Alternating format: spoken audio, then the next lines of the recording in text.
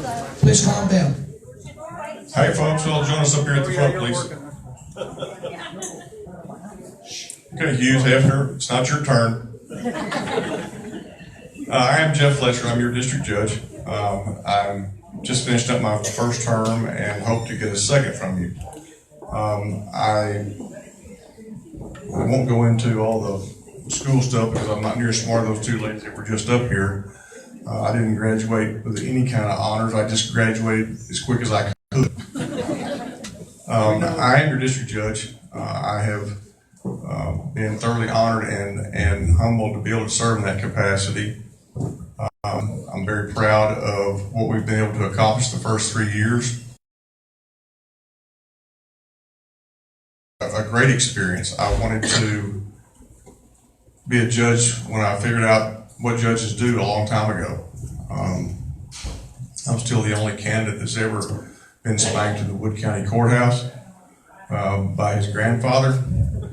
Learned real quick how you're supposed to act in court, and I was about 7 or 8 years old. When I went to law school, I knew that I wanted to be a judge at some point, but I knew that it would take a while to get there.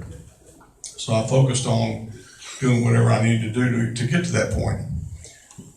When I graduated from law school, I went to work in the 6th District Court of Appeals as a briefing attorney specifically for Judge Ben Grant, but I worked for Justice Blau and Justice Cornelius. And I learned how to be a judge watching them, how to be a justice, how to conduct yourself during oral argument, how to research, how to look for specific things in cases. I got a great deal of experience there, and it really spurred me on to trying to focus on doing what I needed to do once I left the court, to focus on becoming knowledgeable in the areas of law I wanted to practice. I spent most of my time in criminal law and family law as a private attorney, and because I knew that that's primarily what happens in rural counties. We don't have the civil dockets like Houston and Dallas and bigger places. And I felt like 4 years ago that it was time, and it was. It's been a great experience. I appreciate your vote 4 years ago, and I would appreciate your vote again. Thank you.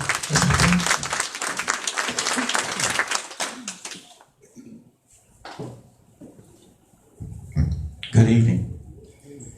My name is Brad McCampbell. I am running for Wood County District Judge. I am married to my wife Dawn for the last 37 years.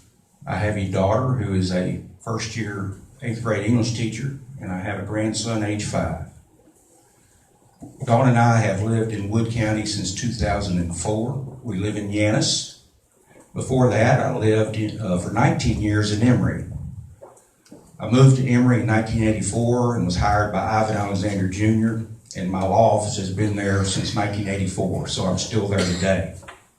But I am a Wood County resident, and Wood County is my home. My practice has been a general practice. In a small county, a small town, you learn to do a little bit of everything, and I have.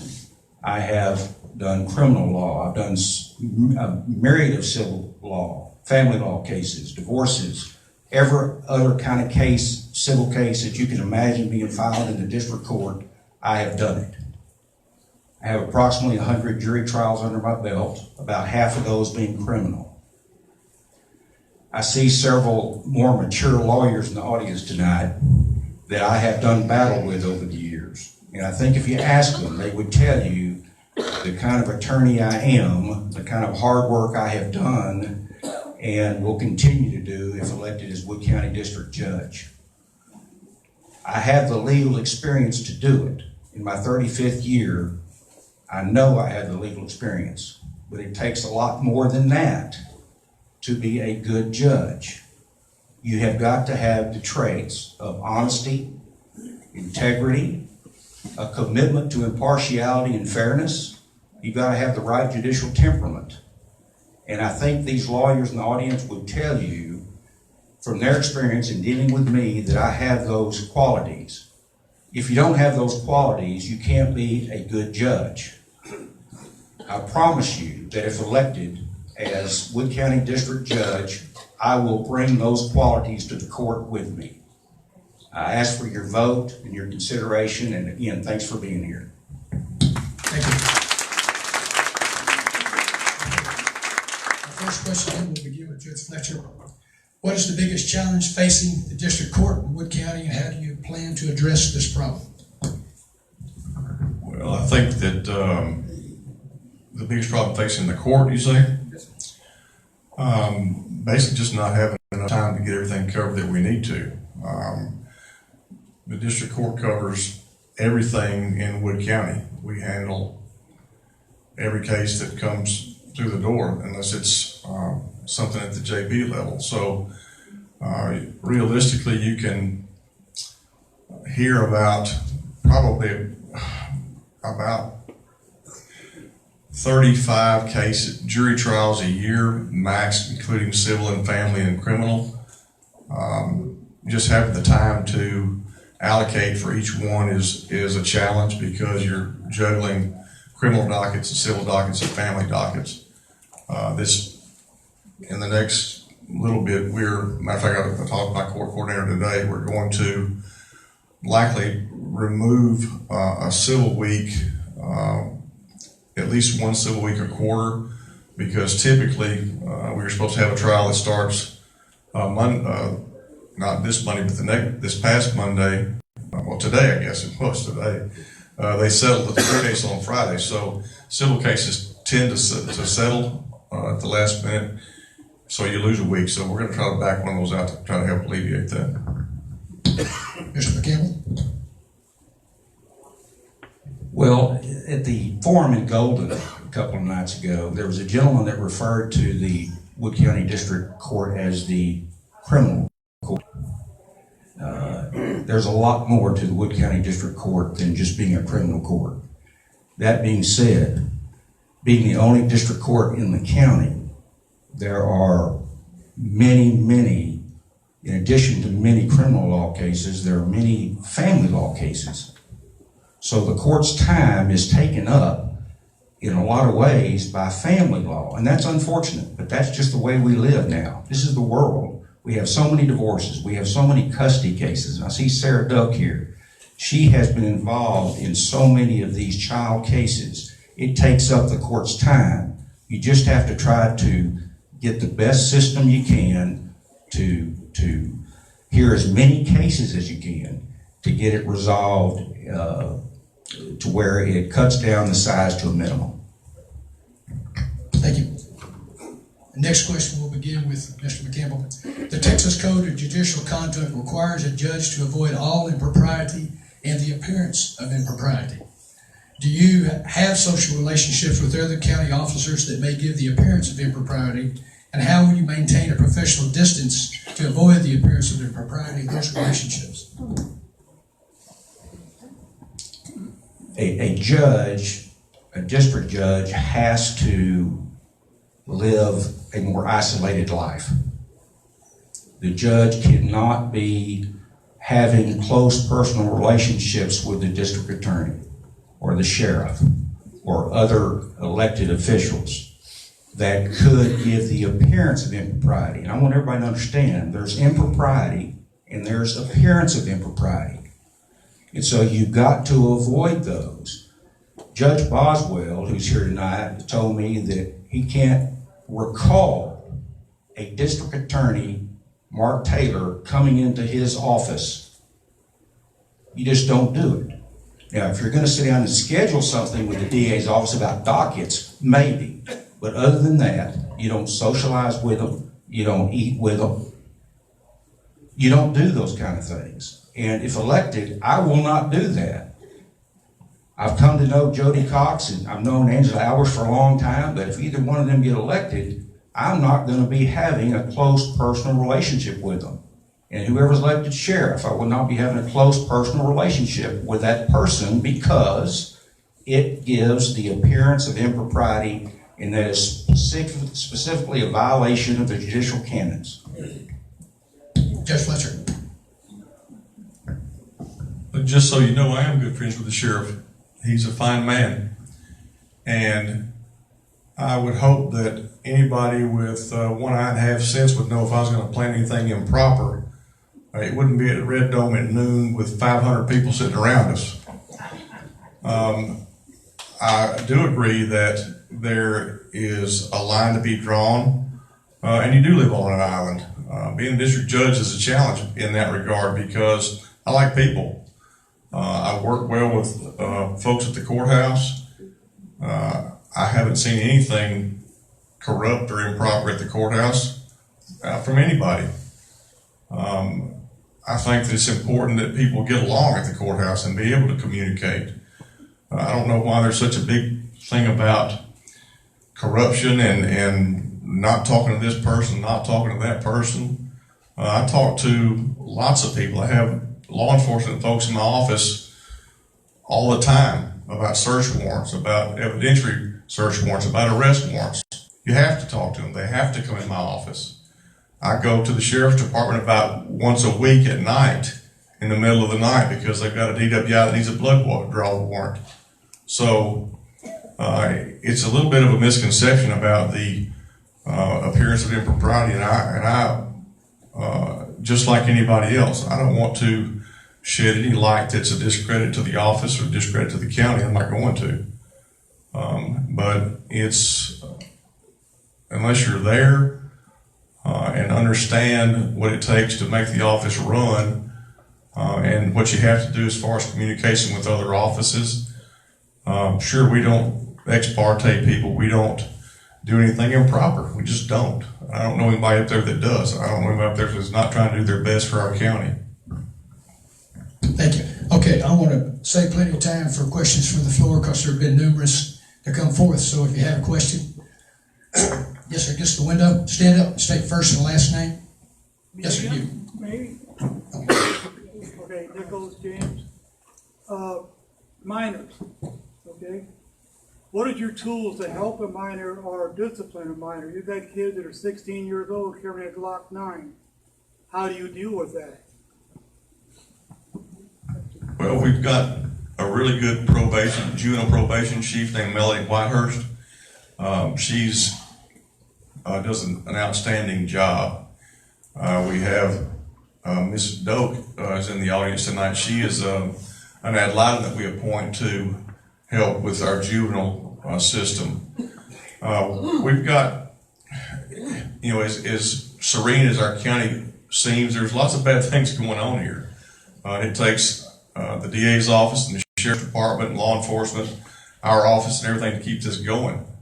But juveniles, unfortunately, as we move further into the future, we've got more problems at homes.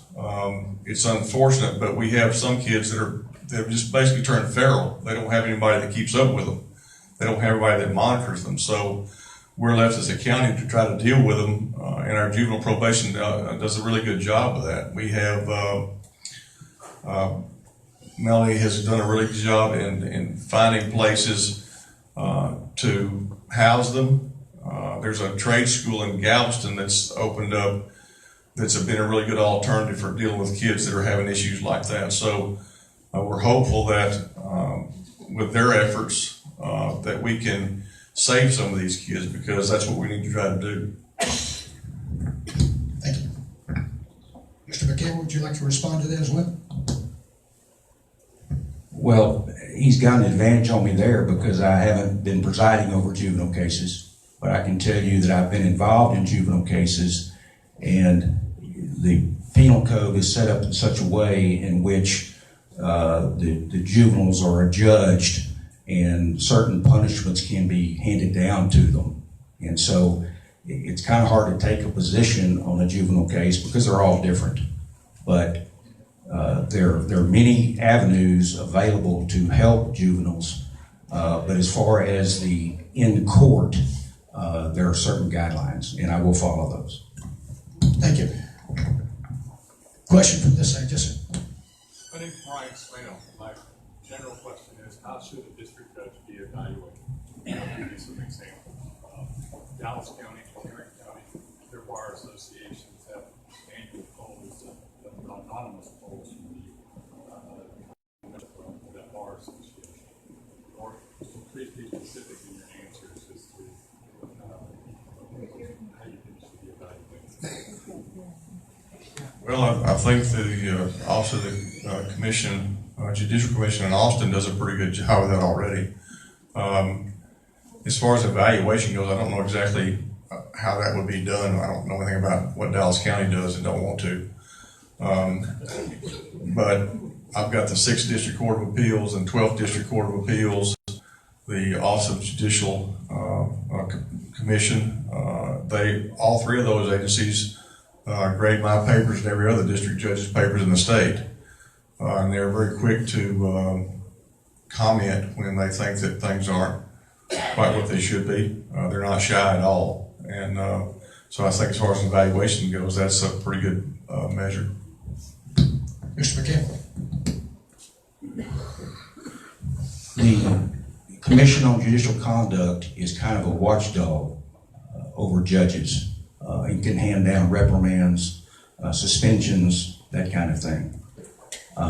It was interesting a minute ago when my opponent mentioned that you shouldn't make ex parte communication, because he has been reprimanded by the State Judicial Conduct Commission for that, along with several other violations. So judges are under a microscope, and every time you do something like that, you're going to get called on it. I have extreme respect for the judiciary, and would be horrid to find out that I was violating the canons of the Judicial Conduct Code. Respond. Just real quickly, as far as ex parte communication, folks, there's a lot of times as a district judge, Mr. McCampbell would not know what that's like at this point. There are situations that come up that arise that you need to take the bull by the horn, so to speak.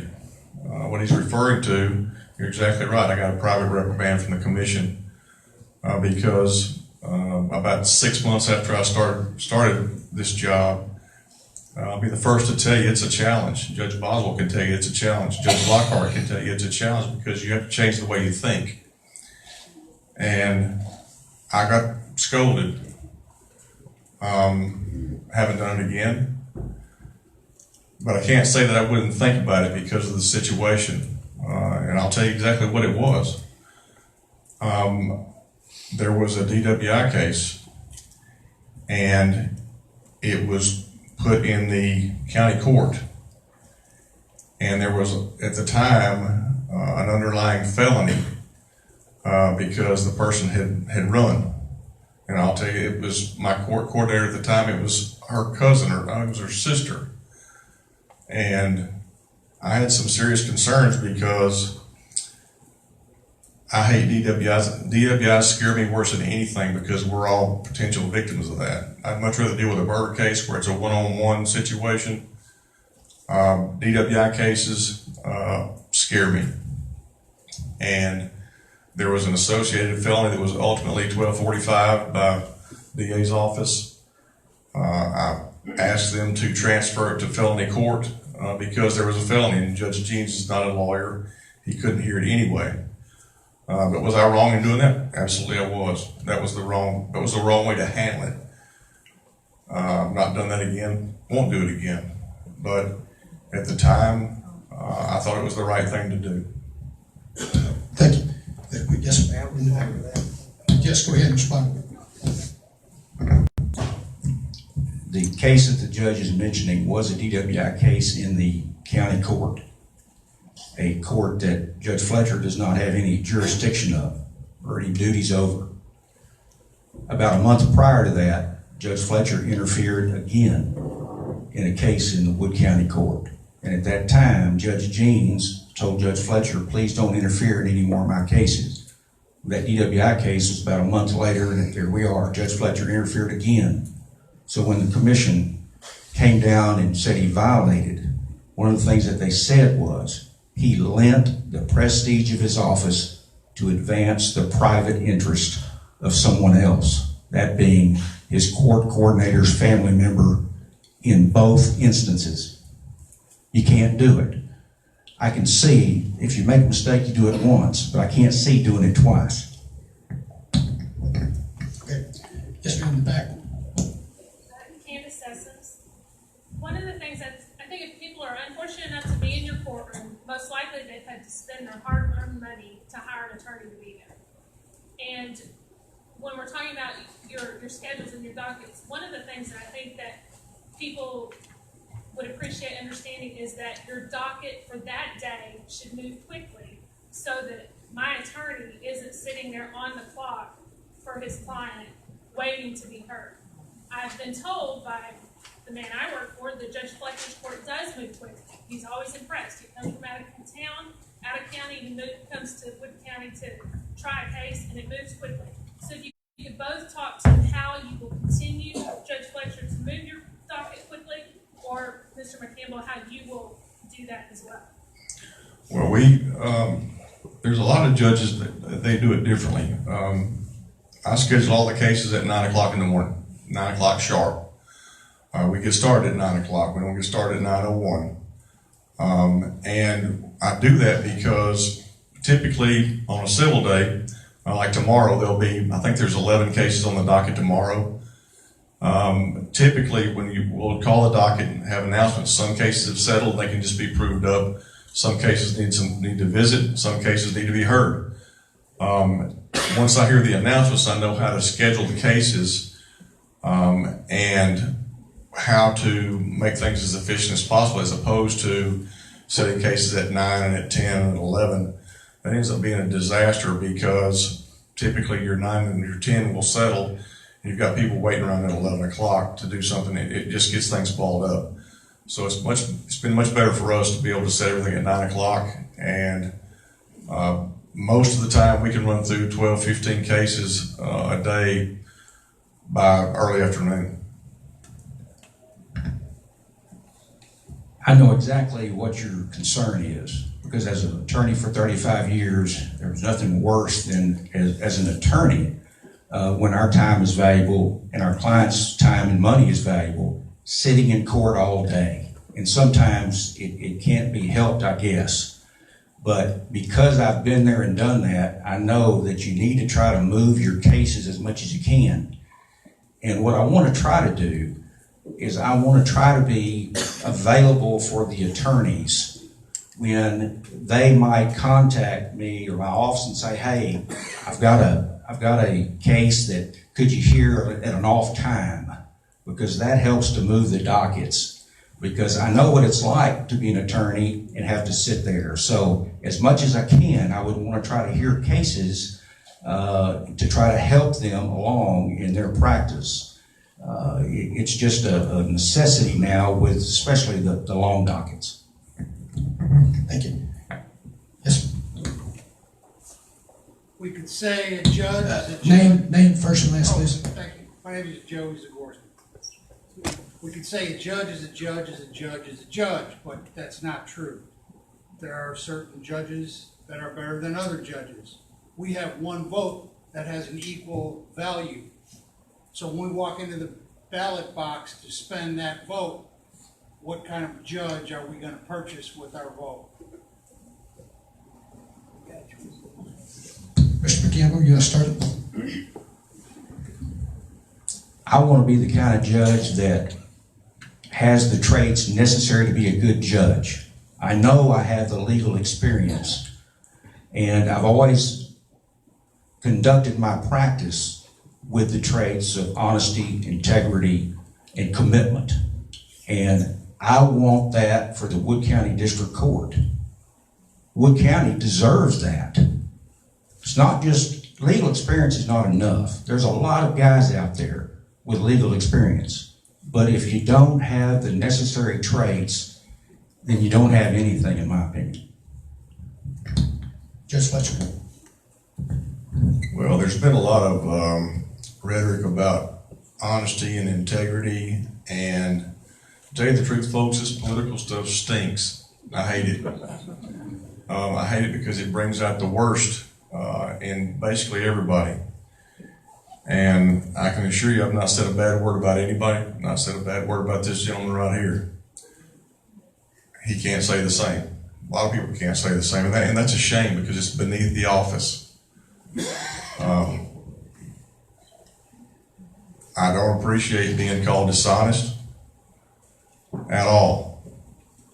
And I'm at the end of my rope putting up with it. And we've got honesty and integrity right there in the office already, and it's with me. I've been called dishonest to the point that I had to respond. And been called a liar about my history, about working for the Court of Appeals as a briefing attorney. And I can assure you, I haven't lied about anything, not going to. As a matter of fact, I even had to call Judge Blau. Charles Blau is the only surviving judge from the 6th District Court of Appeals. Justice Cornelius and Justice Grant have passed on. Justice Blau, I called him last week because Mr. McCampbell put on Facebook, social media, that I was dishonest. I had lied about my experience at the Court of Appeals. So I called Judge Blau, and this was his response. My name is Charles Blau. I was a United States Magistrate Judge for the Northern District of Texas from 1996 until I retired in 2010. From 1981 until 1996, I was a justice on the 6th District Court of Appeals in Texarkana. Prior to that, I was a state district judge for the 5th Judicial District from 1978 to 1981. During my time with the Court of Appeals, we had many briefing attorneys, one of whom was Jeff Fletcher, who is now the 402nd State District Judge of Wood County, Texas. Jeff went to work for the court after he graduated from law school in 1993. He began working as a briefing attorney in early 1994 for Chief Justice Cornelius, Justice Ben Z. Grant, and me, working primarily for Justice Grant. He prepared briefs, assisted the justices in preparing for oral argument before the court, and sat in on oral argument. He excelled at that job and always got along with everyone who worked at the court. Upon passing the bar exam, he was offered a position with a local law firm and decided to take it rather than continuing as a briefing attorney under contract with Justice Grant. And I'll tell you another thing. He told me he was really glad that I took that job because I was the worst 42 partner they had ever had in the Court of Appeals. But all joking aside, there's been a big to-do made about things that really don't matter. I mean, I was called a briefing attorney. If you'd called me the janitor, call me the janitor. I still did the same things all the other briefing attorneys did. When I got licensed on May the 6th, 1994, I worked for 2 or 3 more weeks there after I'd been licensed, doing the same thing I did before that. And I decided to take a job with that gentleman sitting right on the front row there, Judge Bobby Lockhart. I went to work with him about 3 weeks after I got licensed. Now, I don't know why it's important that what I did 27 years ago makes a hill of beans difference now. I've been your district judge for 3 years.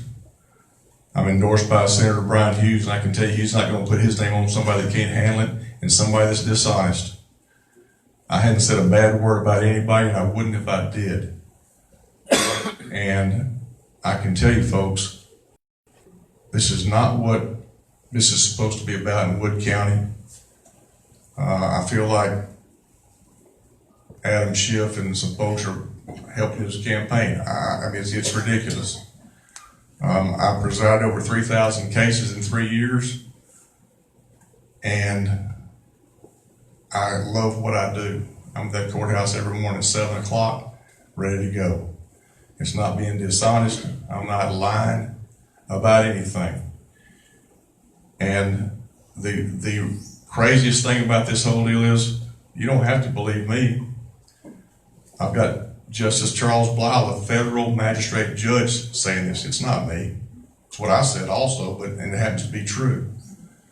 But rather than believe Justice Blau, they have some periodical that mistakenly lists me as a summer intern. I wasn't even there in the summer Anybody has any questions, you can ask that fellow sitting right there on the front row. He drove in from Texarkana to clear this up. Because when he found out what had happened, what was being said, it's not right. District judges stand for what's right, period.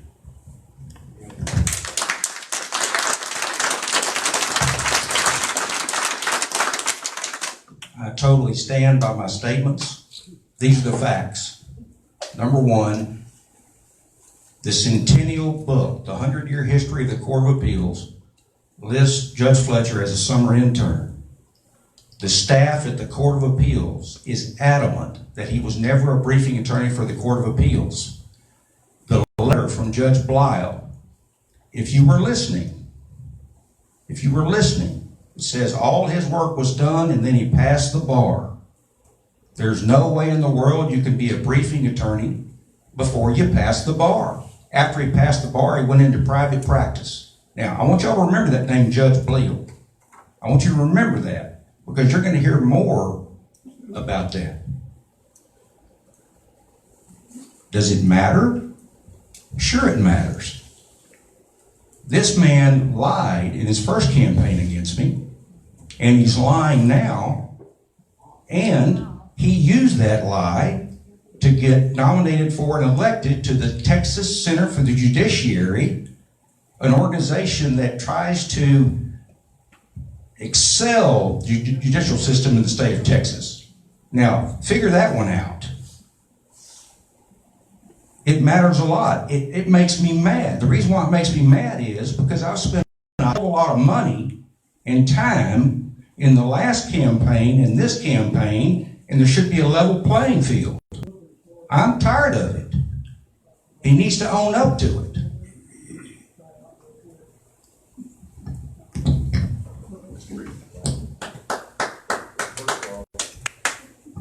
First off, folks, I did get appointed to the Texas Board, the Center for Judiciary Board. I'm one of 13 judges in the state that was appointed. I wasn't elected. I didn't have to run. They approached me and asked me to serve. I've been on the board for 2 years now, and believe it or not, I got appointed after all these horrible things I've done. I'm proud to be one of 13 judges in the state to serve in that capacity because it is an outfit that promotes judicial excellence through education. And as I said, as an appointed position, I didn't run for anything. They came to me. And I don't have any explanation as to why I was listed as a summer intern. I was never in Texarkana in the summer. I went straight through law school in 27 months. It takes 36 months for most folks, but I didn't have that choice. I didn't get to the Court of Appeals until 1993 in December. And I don't appreciate being called a liar because I'm not a liar. And all I want to do is continue to be your district judge, just like I have been for the last 3 years.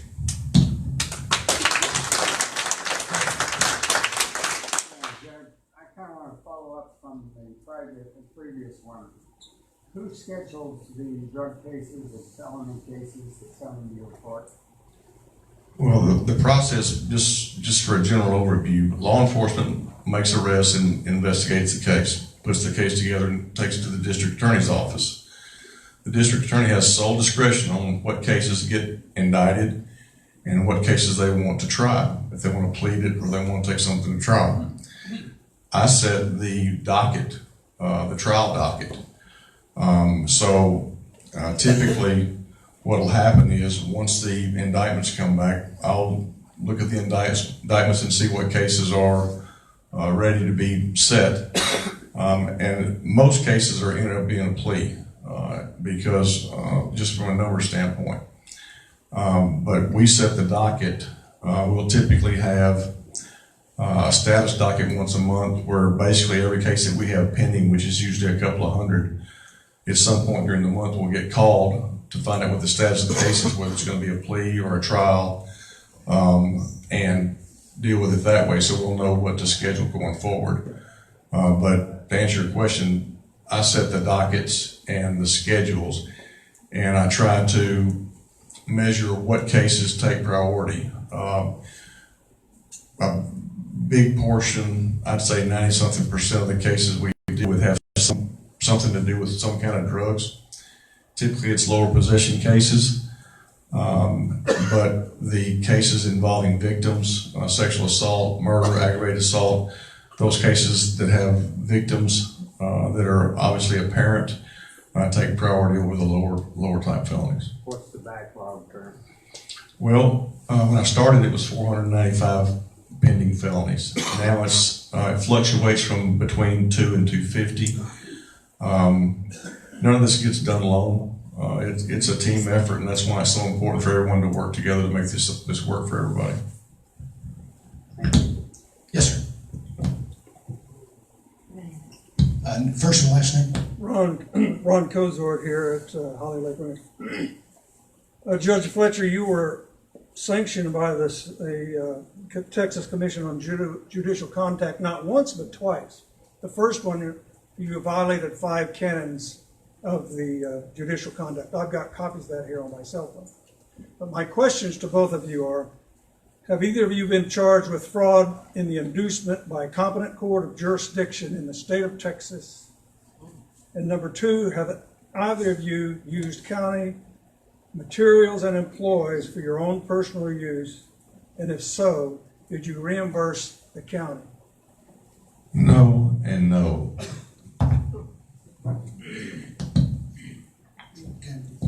No to both. Okay, we're going to go ahead and suspend all questions and comments. I've been raising my hand. I'm sorry, go ahead, one more. Fletcher. According to Wood County records, you appointed Joe Sharon as attorney pro tem to prosecute ex-sheriff Brown and former deputy Tucker in March of 2017.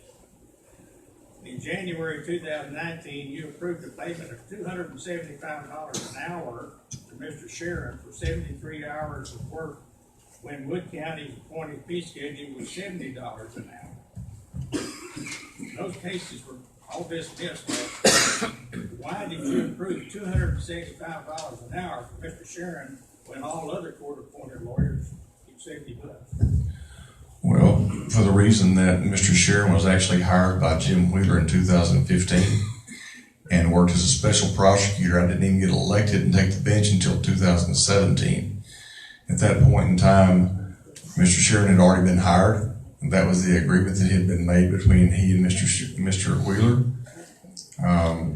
And basically, when I took the bench in 2017, was a budgetary change to make him a special prosecutor. It got him out of Mr. Sharon out of the district attorney's budget and put him as a pro tem and put him in my budget. And so basically, I just confirmed what the deal that had already been made.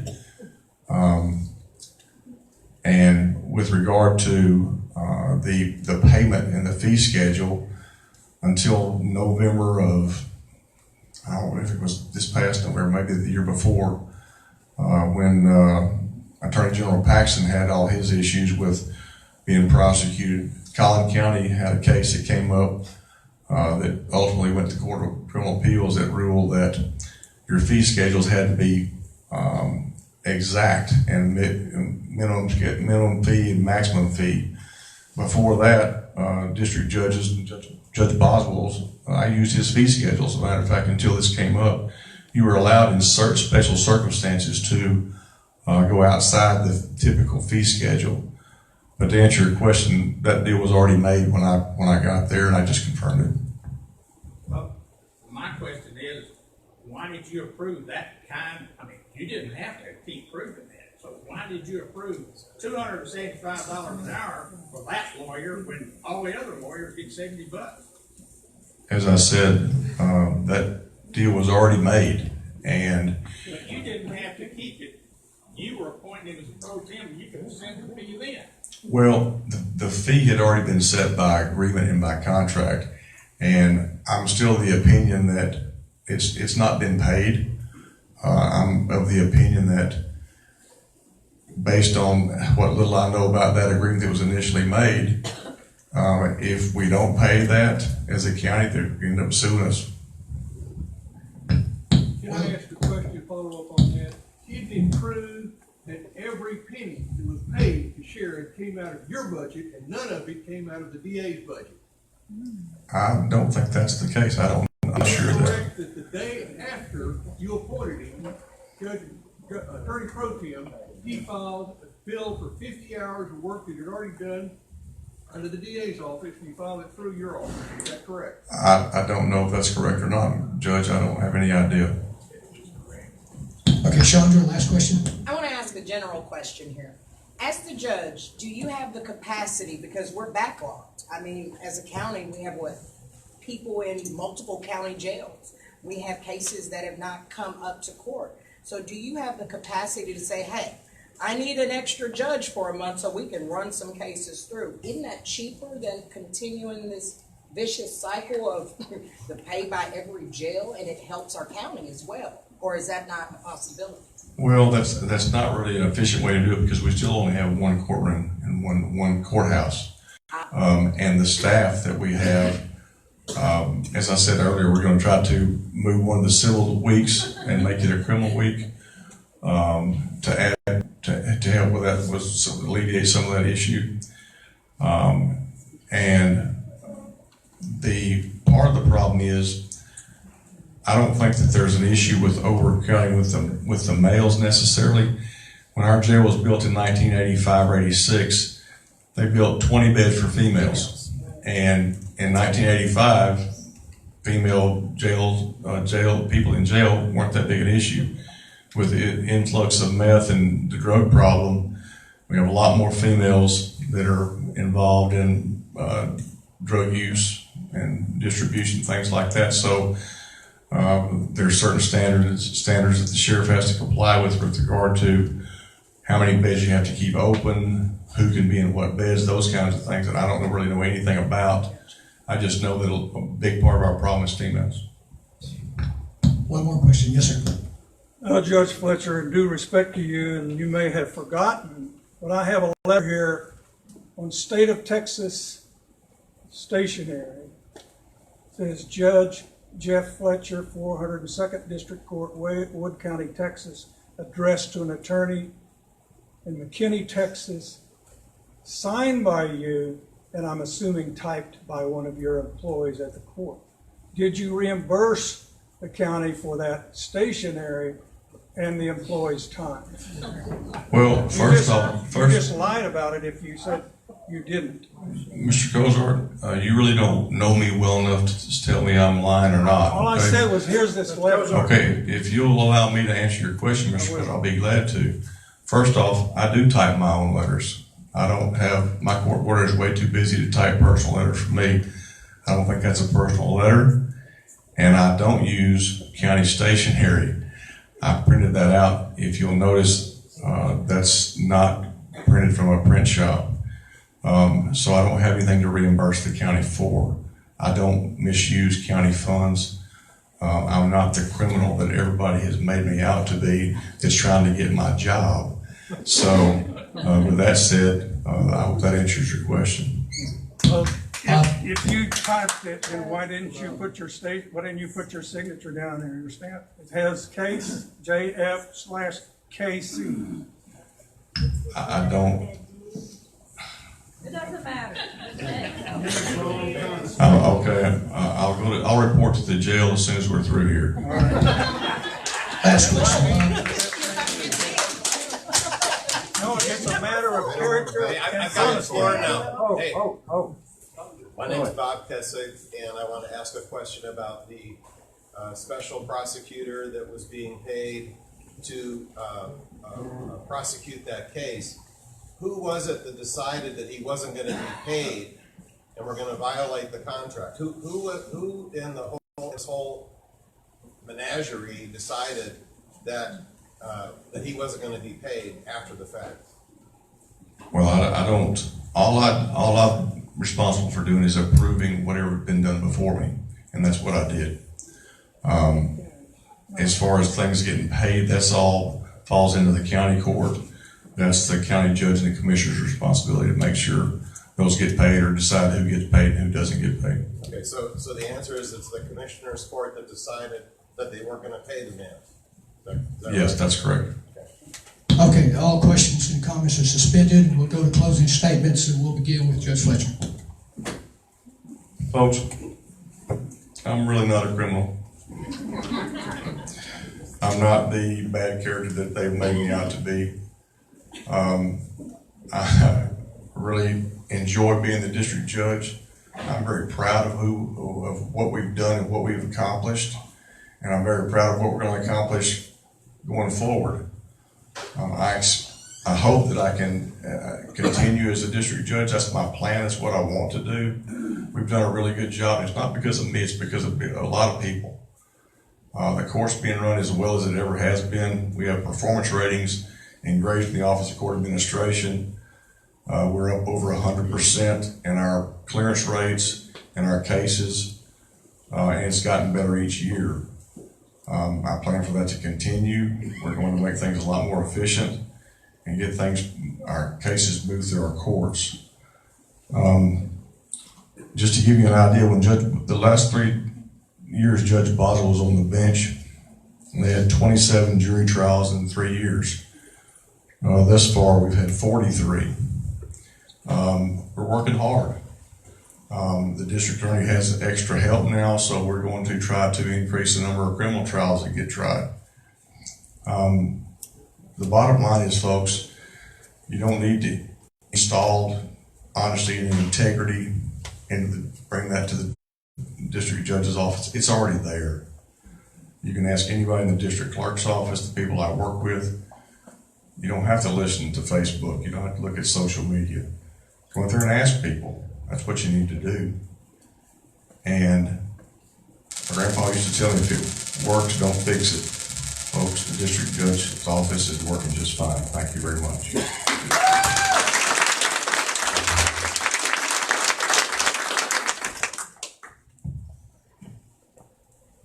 I have done my dues. I have practiced hard my whole life.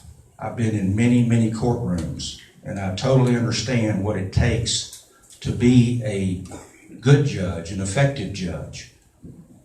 And I want to be that. I want to be Wood County's next district judge. For those of you that are still on the fence, please do your research. You can do it. It's easy to do. But you're entitled to and you deserve a Wood County judge that is honest, acts with integrity. And if you do your research, I think you'll find that the Wood County District Court has some problems. Has some real problems. And what's happened is this county has been in a turmoil, basically, over the last 2 to 3 years. I've never seen a county like that in such a short a period of time have problems in the courthouse. We've got to get back to the days like Judge Boswell, Judge Bosworth in Rains County for years, Judge Laney Ramsey in Franklin County. Those kind of people run their court with respect, decorum, professionalism. We've got to get back to that. It does matter. And I want to be that for you. Thank you.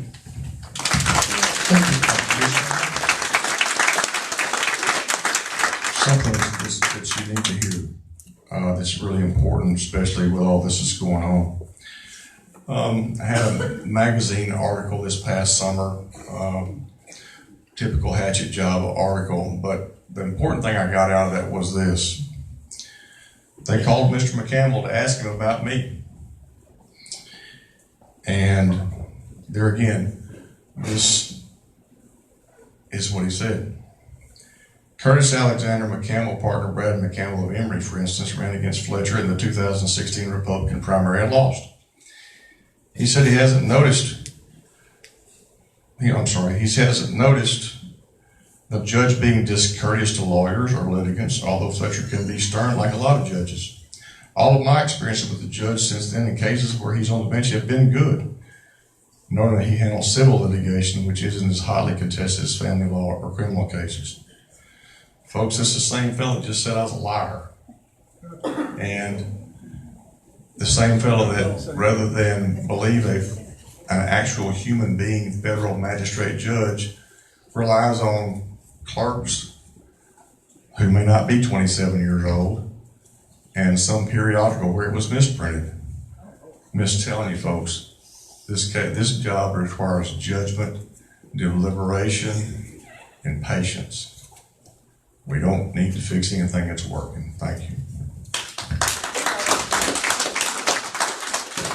Yes, I was interviewed by a reporter for the Texas Lawyer, and I was asked one specific question. How do you see the judge's demeanor in cases? And I answered that specific question, but I wasn't asked, what do you consider about the judge's overall performance as judge? Because if they had asked that question, then I would have told them a heck of a lot more.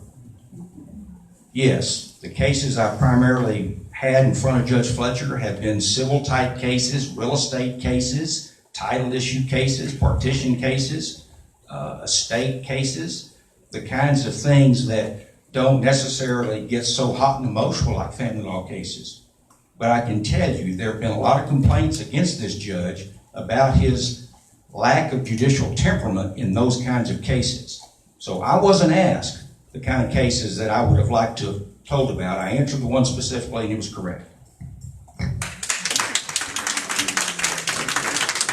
If you would, we're going to set up a jar for a collection for bail money for me on the way out.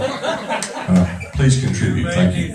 Okay, if you indulge us for just a couple of minutes for closing announcements, one more round of applause for all our candidates.